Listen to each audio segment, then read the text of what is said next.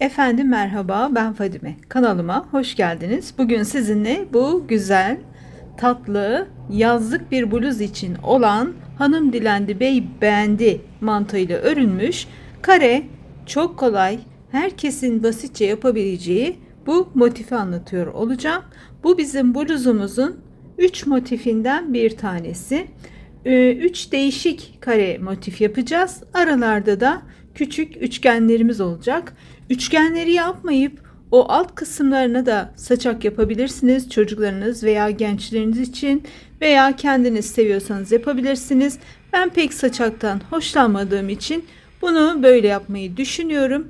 Daha doğrusu saçaktan hoşlanırım ben ama göbek kısmına geldiğinde sanki oradaki kalabalık benim göbeğimi daha da bir büyütüyormuş gibi geldiği için psikolojik değil bu, doğru.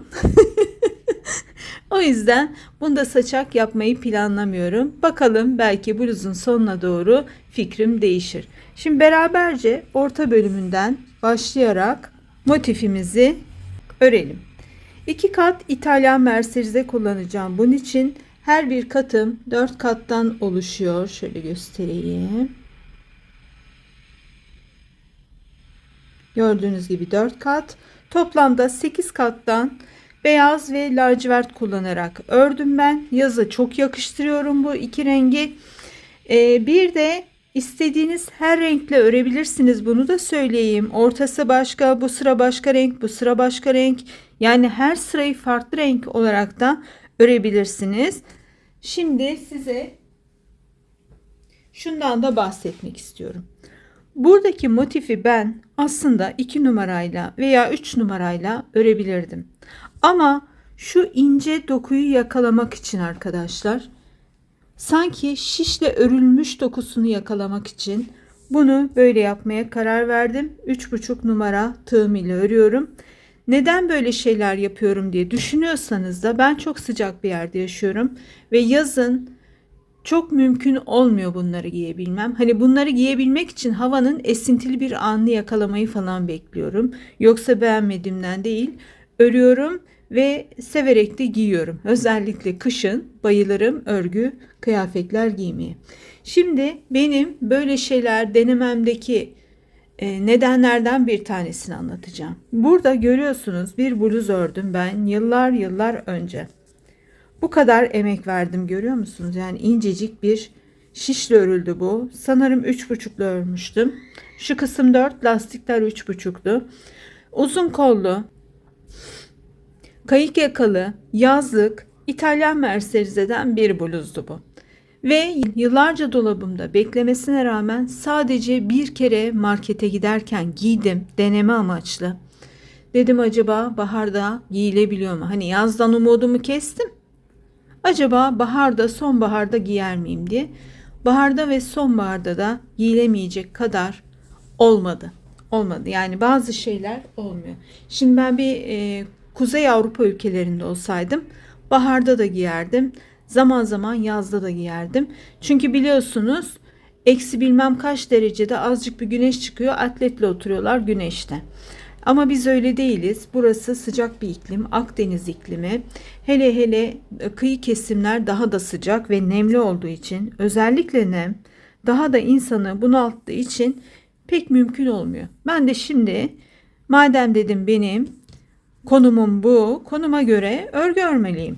O yüzden kalın şiş, kalın tığ ve ince pamuklu, mümkünse içerisine akrilik olmayan iplerle yazlıklar örüyorum. Size de tavsiye ediyorum, eğer soğuk bir yerde yaşamıyorsanız.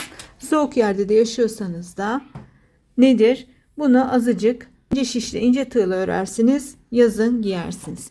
Şimdi lafı gereğinden fazla uzatmadan, gerçi uzatmadan derken de burada ben size uzun uzun malzeme anlatmıyorum. Yine iple ilgili veya örgüyle ilgili yaşadığım deneyimlerden bahsediyorum ve bugüne bunları yapıyorsam neden bunları yaptığımı anlatıyorum. Kendimi de savunduktan sonra artık her türlü yoruma karşı savunma mekanizması gelişiyor yavaş yavaş.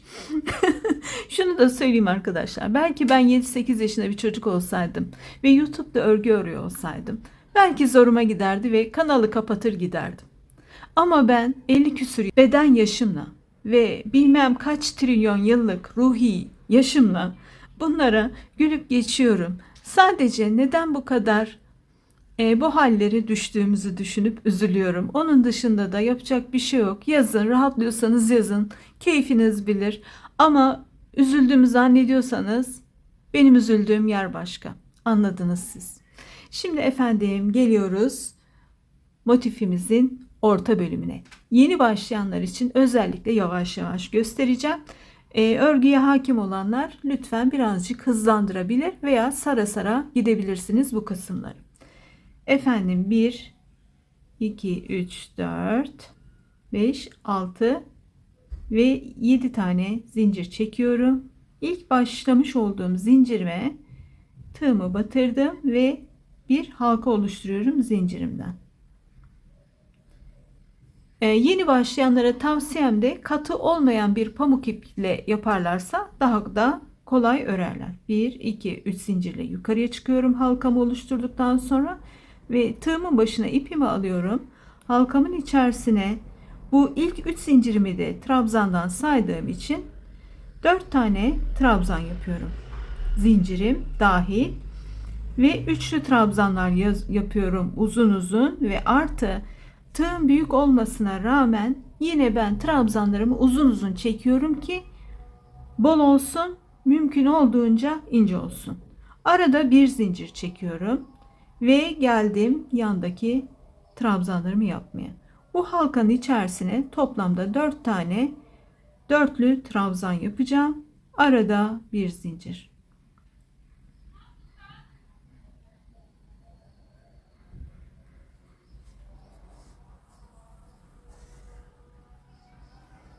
Ara ara da ipimi açmam gerekiyor.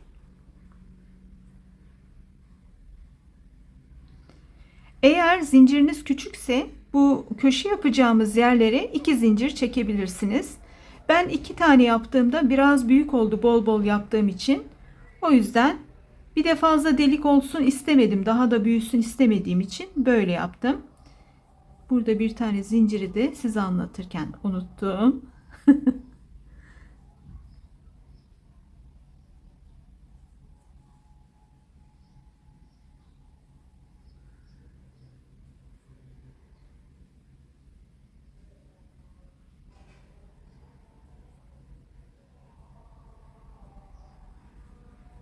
Ve sonuncu dörtlü trabzanımı yapıyorum. 4 adet üçlü trabzanımı yapıyorum.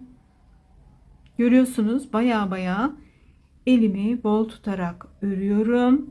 Trabzanlarım da uzun uzun oluyor. Ve son olarak tığımın başına doladım ipimi. İlk yapmış olduğum trabzanımın tepesine battım, bir ilmek çıkarttım. Üçünü birden aynı anda çekerek bu köşedeki tek zincirimi oluşturmuş oldum. Yine 3 zincirle yukarıya çıkıyorum. Burada da yaptığımız şey 4 tane trabzan yapacağım. Baştaki 3 zincirimi de trabzandan sayacağım. Ben birazcık ip açayım, devam edelim. Evet, ipimi açtım, geldim. Köşedeyim. 3. trabzanımı yaptım. 4. trabzanımı yaptım. Burada araya zincir çekmiyorum arkadaşlar. Tığımı alıyorum. Ama diyorsanız benim sizin kadar bol öremiyorum. Benim trabzanlarım da bu kadar uzun olamıyor. O yüzden ben zincir çekmek istiyorum diyorsanız bir ya da 2 zincir çekin. Ama arada boşluk çok fazla olsun istemiyorsanız bir zincir yeter. Geldim. Köşeye yine 4 tane trabzan yaptım. Bu köşede de 4 yapmıştım. İkinci dörtlü trabzanlarımı buraya yaptıktan sonra devam edeceğiz. O kısmı anlatacağım. Şimdi burada köşede bir zincir çekiyorum. Ve yine 4 tane trabzan yapıyorum.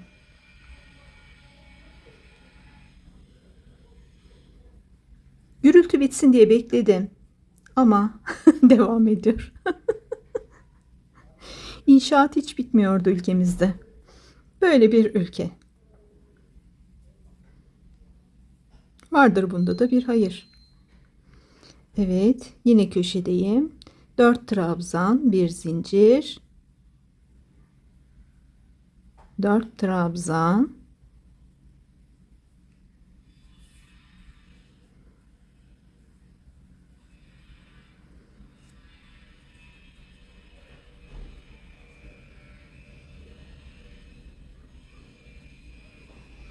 Camı kapatıyorum, geliyorum.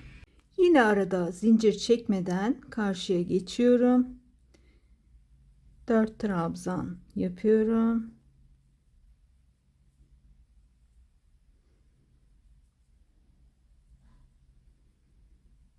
Bir zincir çekiyorum ve yine aynı yuvaya 4 trabzan yapıyorum.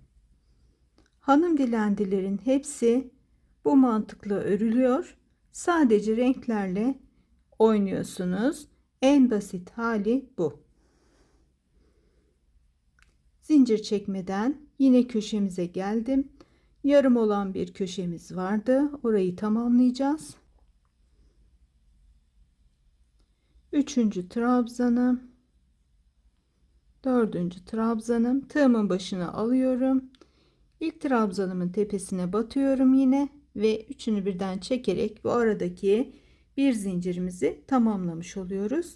Burada bizim motifimizde görüyorsunuz, bir iki sıra beyaz yaptım ve burada tam bu noktada ipimi koparmadan devam etmek istiyorum. Az önce göstermiş olduğum bluzu söküyorum, ipi değerlendiriyorum. 4 trabzan yaptım, yan yuvaya geçtim, zincir yok. Buraya da 4 trabzan yapıp köşe yapacağım. Köşenin hemen ortasına aynı şekilde örüyorum. Sadece benim arada ördüğüm 4 tane trabzanın olduğu bölümler çoğalıyor. Köşeler aynı, zincir sayıları veya zincir atmamam aynı. Sadece arada değişen bölümleri göreceğiz. Şimdi hemen şurayı bir yapayım. Burada tekrar aynı noktaya batıp 4 tane trabzan yapacağım. Gördüğünüz gibi ilk yaptığımız birinci sırada zaten köşeler yoktu. İkinci sırada köşeleri yaptık. Üçüncü sırada bir tane üçlü trabzan olan 4 tane trabzan yaptık. Daha sonra buradaki sayımız 2'ye çıktı. Bir sonrakinde 3'e, bir sonrakinde 4'e şeklinde devam edecek. Ve 7 sıra hemen sayalım. 1, 2, 3, 4, 5, 6, 7 sıra beyazla başlayıp lacivertle bitireceğimiz 7 sıra ördükten sonra ben bunu bitireceğim. Lütfen son bölümü seyretmeden bu örgüye başlamayın. Çünkü son bölümde neden 7 sıra yaptığımı, kendi bedenime uydurmak için ne gibi bir işlem yaparak bu 7 sıraya karar verdiğimi anlatacağım. Belki sizin 6 sıra olacak. Belki çocuğunuza yapıyorsanız 4 sıra olacak. Belki bir üst beden için yapıyorsanız da 8 ya da 9 sıra olacak. Onu orada anlatacağım. Buluşacağız. Kapatmadan önce de şunu söylemek istiyorum. 7 sıra yapıyorum. Bir lacivert, bir beyaz. Her sıra geçişinde az önce anlattığım püf noktasıyla diğer ipe ve diğer sıraya geçiyoruz ve bitiriyoruz. Diğer örnekte buluşalım.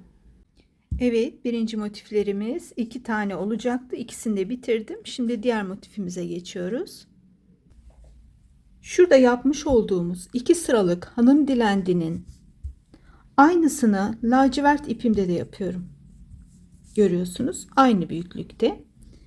Burada 3. sıradan itibaren ne yapmıştım? Lacivert beyaz, lacivert beyaz yapmıştım.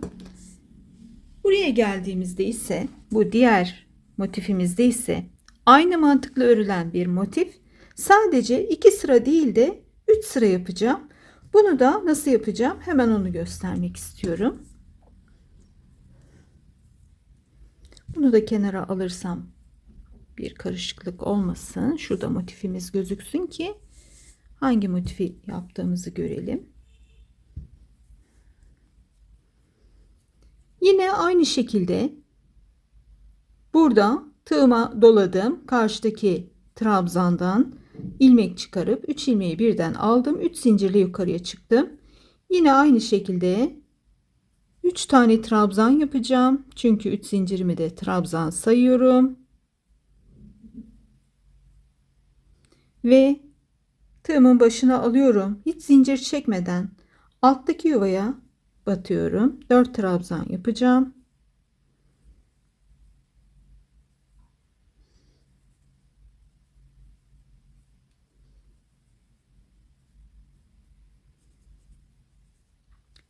Tam köşedeyim. Bir zincir çektiğim noktaya battım.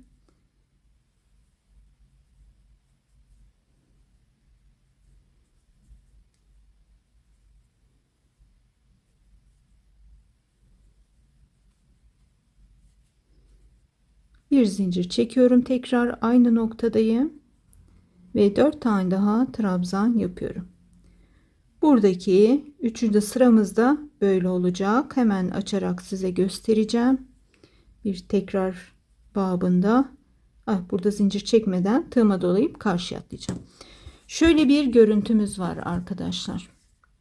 Köşemizi yapacağız. Bu en son dönüşte burayı yine o birleştirme tekniğimizde yapacağız. Ortadaki bölüme zincir yapmayıp karşıya atlayarak oluşan minik bölüme 4 trabzan, sonra yine zincir çekmeden köşeye geliyoruz. 4 trabzan, bir zincir, 4 trabzan. Bu aradaki zincirleri herkes kendi zevkine göre ayarlıyor. 3 sıra olduktan sonra beyaz ipimi bağlayıp geliyorum. Daha önce anlatmış olduğum teknikle burada 3 zincirle yukarıya çıktım.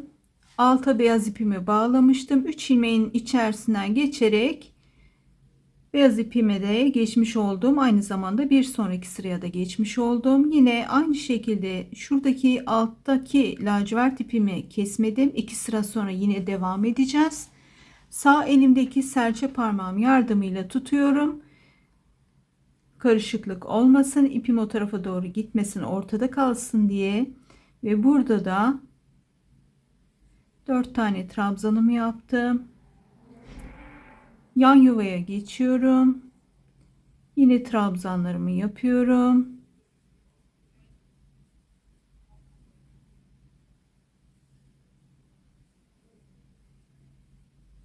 Ve yine yan yuvaya geçip 4 trabzan daha yapıyorum. Bu arada da şunu belirtmek istiyorum arkadaşlar. Eğer evinizde ördüğünüz veya size örülmüş geldi ama kullanmıyorsunuz.